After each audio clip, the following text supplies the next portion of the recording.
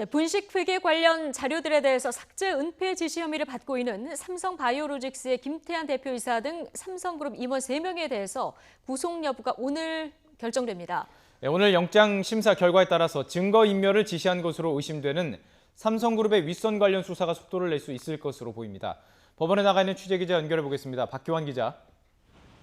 네, 서울중앙지방법원입니다. 네, 바이오로직스 김태한 대표를 포함해서 지금 삼성 임원 3명에 대한 영장 심사가 진행 중이죠? 네, 그렇습니다. 오전 10시 반부터 김태한 삼성바이오로직스 대표에 대한 영장 실질 심사가 이곳 서울중앙지방법원에서 진행되고 있습니다. 김 대표는 조금 이른 10시쯤 법원에 도착했습니다.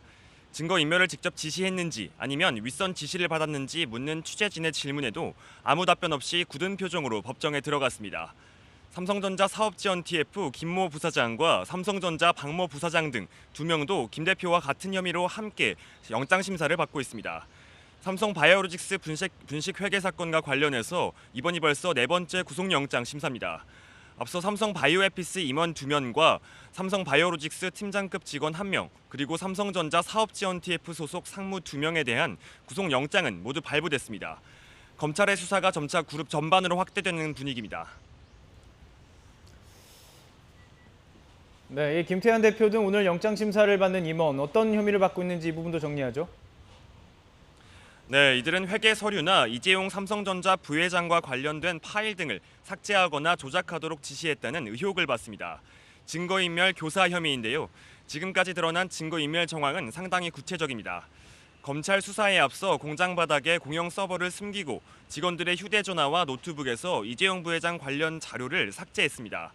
이와 관련해 앞서 구속된 삼성 임원들은 윗선의 지시가 있었다고 진술한 것으로 전해졌습니다. 하지만 사흘 연속 검찰 조사를 받은 김 대표는 부하 직원들이 알아서 한 일이라며 혐의를 대부분 부인한 것으로 알려졌습니다.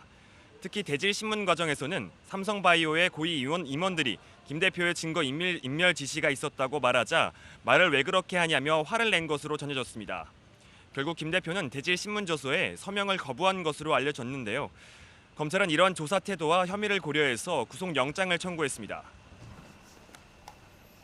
네, 오늘 영장 심사 결과에 따라서 이 윗선 수사도 속도를 낼 수 있는 이런 상황인데요. 지금 관련해서 검찰이 확보한 증거들은 어떤 것들이 있습니까? 네, 검찰은 삼성바이오에피스에서 삭제된 자료를 복구하는 과정에서 이재용 부회장의 통화 음성 파일을 확보했습니다. 콜옵션 계약을 체결한 바이오젠 측이나 삼성바이오에피스 임원 등과 여러 현안 등을 놓고 통화한 내용으로 알려졌습니다.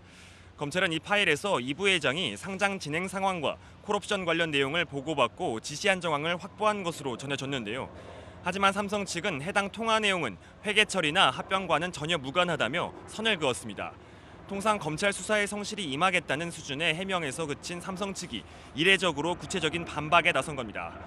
오로라로 검색돼 삭제된 파일이 있다는 정황도 새롭게 드러났는데요.